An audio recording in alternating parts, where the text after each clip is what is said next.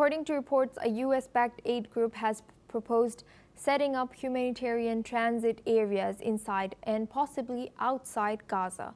The plan outlines camps for Palestinians to temporarily live, de-radicalize, and prepare for possible relocation worth $2 billion. The proposal was submitted to the Trump administration and recently discussed at the White House.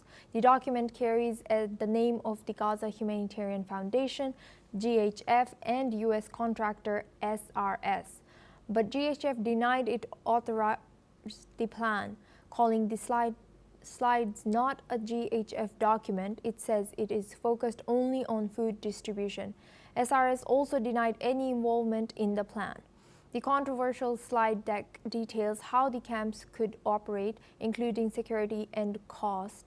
The vision claims to align with Trump's strategy for Gaza and seeks to replace Hamas's control.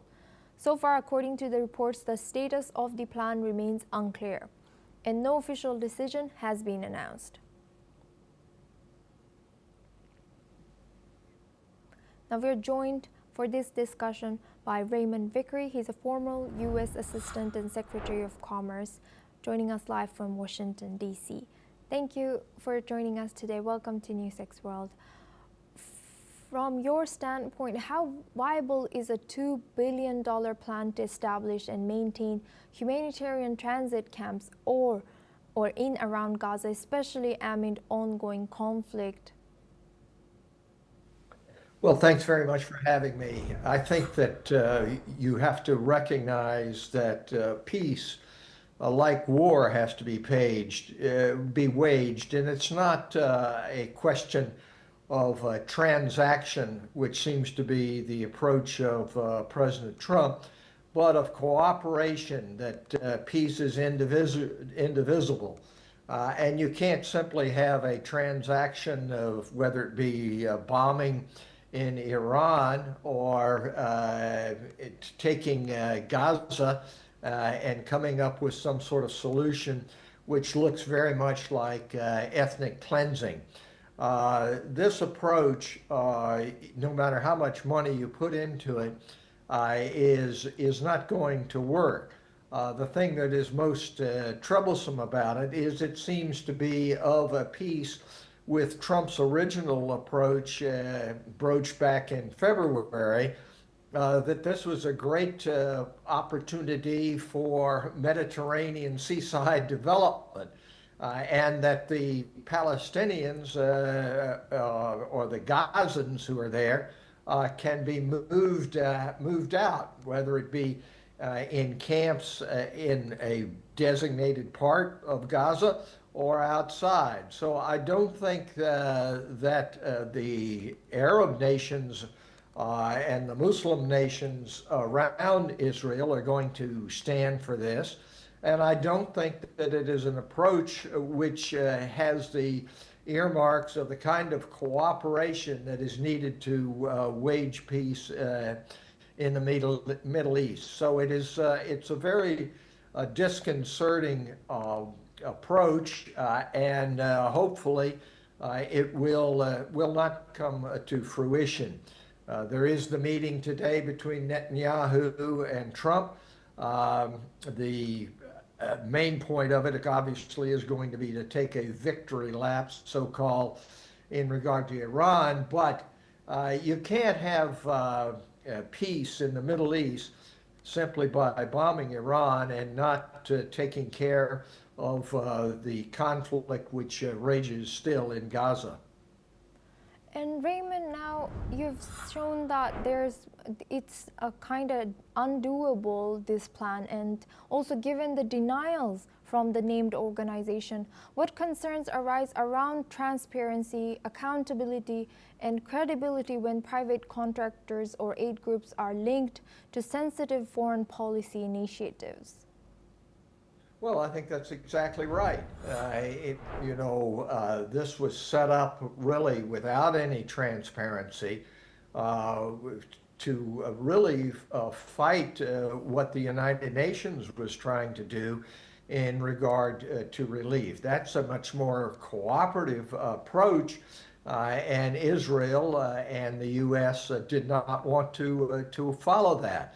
So this is not the way to go about building peace, and it is the kind of ethnic cleansing, if you will, which the rest of the world is not going to stand for. And Raymond, how should U.S. involvement in proposal like this balance humanitarian goals with the risk of maybe political backlash or regional destabilization?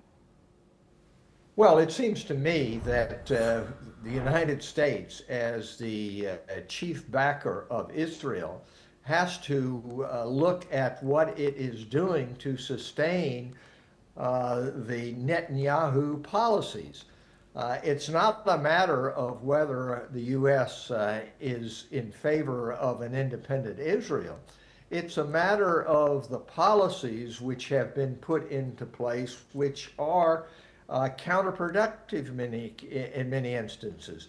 What happened on October the 6th, 2023, with Hamas indiscriminate killings in Israel is a terrible, terrible thing. Was a terrible thing. But it is not going to be solved by a disregard for innocent civilians. The estimate now is that some 57,000 have been killed by Israel airstrikes and other strikes in Gaza. And the idea that you're going to cut off aid in sort of a starvation approach seems to be a part of what has been the policy of the Netanyahu government.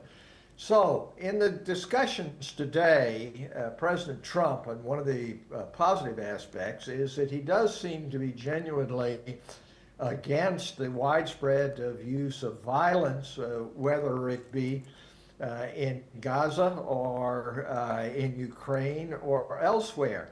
And the president has to get tougher with Prime Minister Netanyahu.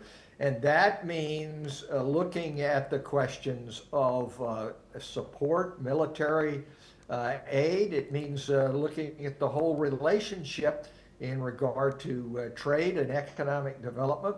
And there have to be carrots provided as well as sticks to be able to move the policy of Israel away from the approach which has been that of Prime Minister Netanyahu. And Raymond, you kind of already touched on this, but what role